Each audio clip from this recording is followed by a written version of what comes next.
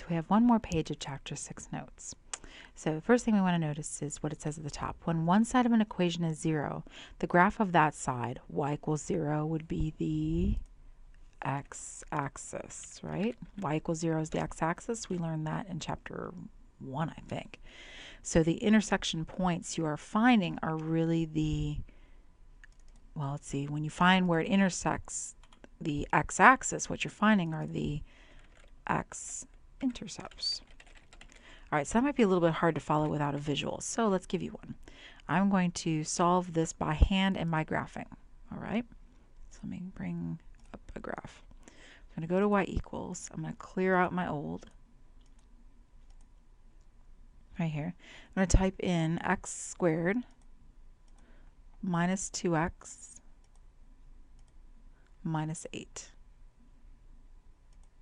Enter.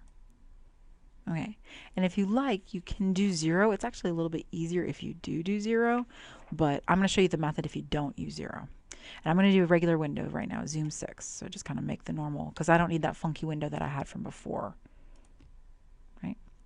Okay, so there are 2 zeros here and here. I'm going to find them both by hand and by the calculator. Okay, but do you see what I'm saying now about how what you're looking at is really the x-intercepts? So if I want to know when this is equal to 0, what I want to know is where does this equal that or intersect that x-axis, or excuse me, that y-axis right here. So I'm intersecting the y-axis, that's the x-intercept. So when I find these solutions, I'm going to be finding the x-intercepts. Okay, so we're going to solve this by hand. Hold that thought. Luckily for us, it's already set equal to 0, so that's going to be easier. There we go. I got it going now. Okay, so this is already set equal to 0, so step 1's already done. And this is a trinomial, but it's a trinomial where the leading coefficient is 1, which we like. See how it's plain x squared? So those are easy. Then it's just x plus and x minus, right? In order to get negative 8, but add up to negative 2, it's got to be minus 4 and plus 2. And if you don't believe me, FOIL it out, right?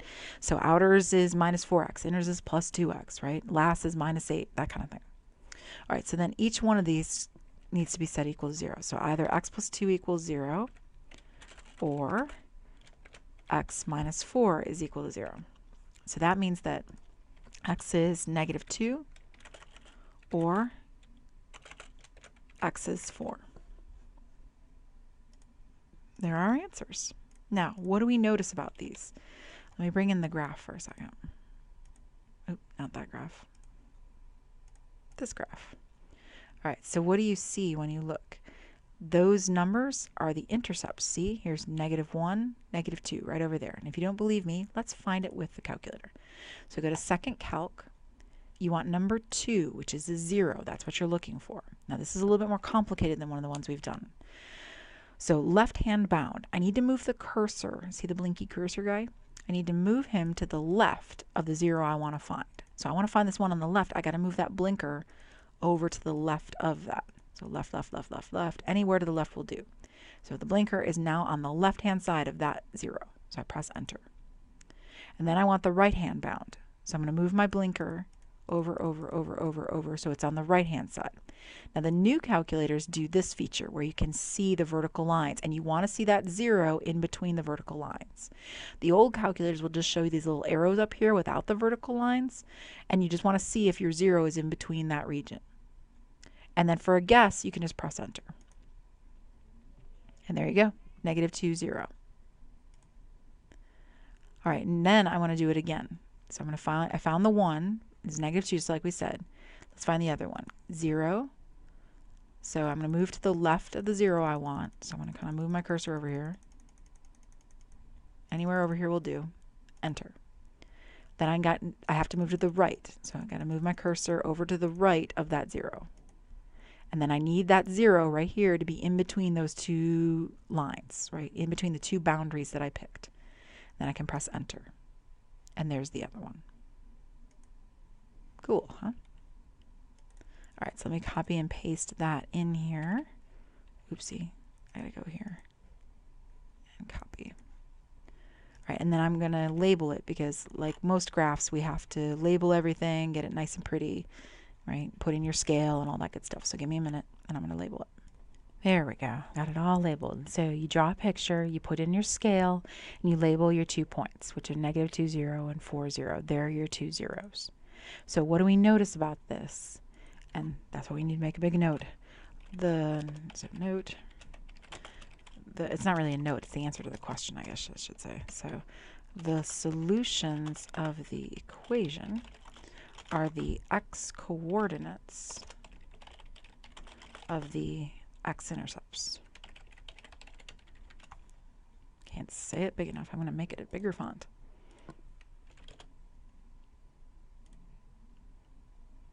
Cool. All right, so when it's equal to 0, when you find those solutions, what you're finding are the x-coordinate of the x-intercepts and vice versa. So that's how you can back yourself up that way. Now up here we were doing it with intersection because we weren't having it set equal to 0.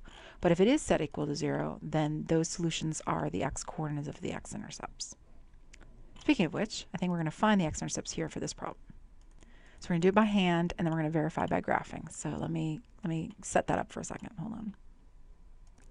Okay, we want to find the x-intercepts of this lovely function right here. But x-intercepts would be on the x-axis, right? And that would be when y is equal to 0. So what we're going to do is we're going to take our function. We're going to say 4x cubed minus 12x squared minus x plus 3, and we're going to set it equal to 0.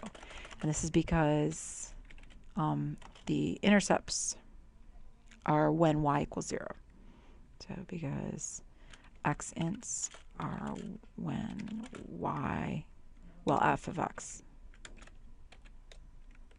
is equal to 0, right?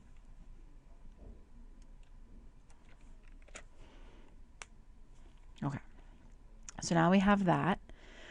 Well, this is already set equal to 0, so step 1 is kind of done. All we got to do now is factor it. But this is a 4-term factoring. We've done those before.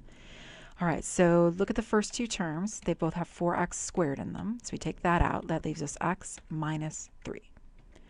Now you look at the back 2 terms, and it doesn't look like they have anything in common. However, you've got to make it match the parentheses that we have. If you look, they have the x, they've got the 3, but they're opposite side. So what we'll do is we'll take away a -1.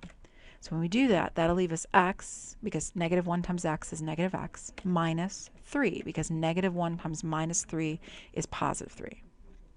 Okay, so that leaves us x minus 3 comes out. Oopsie, hold on. There we go. So now I'm going to have x minus 3, and then it leaves me 4x squared, take away 1. But you're not done. That's a difference of squares. 4x squared and 1, those are both perfect squares.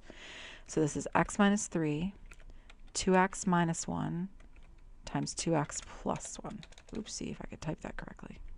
All right, 2x plus 1. There we go. Equals 0.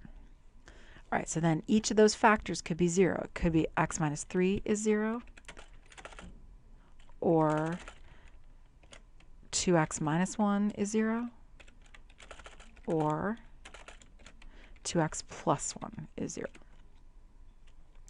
All right, so what would that give us for our solutions? We would get x equals 3 for the first one, or x equals 1/2, because you'd add 1, divide by 2, or x equals -1/2.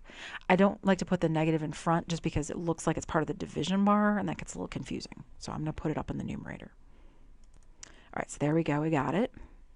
Now we're going to verify by graphing. Oh, hold on. We shouldn't have boxed those. Those aren't the answers. Those are the answers to the equation, but they're not our actual solutions. Our solutions have to be intercepts. So our intercepts are 3, 0, 1/2, 0, because you got to make points out of them, and then -1/2, 0. Again, I just like the negative there so it's easier when you read it. Okay, so our solutions weren't the answers. Our solutions are the intercepts because it was asking us to find the intercepts. See right here. So we got to find the intercepts. That's those points. Now I'm going to verify it with a calculator. So I'm going to go to the calculator. I'm going to press y equals. I'm going to clear out the old and type in the new. So 4x to the, you got to use that caret button over there, third. Then you got to press the right arrow kind of to move it over. Then minus 12x squared. I like the squared button for squareds over here on the left. And then minus x plus 3. Graph.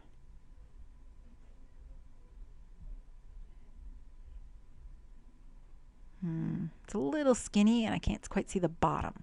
So let me go to my window and kind of make it a little bit better, because we always want our graphs to be pretty.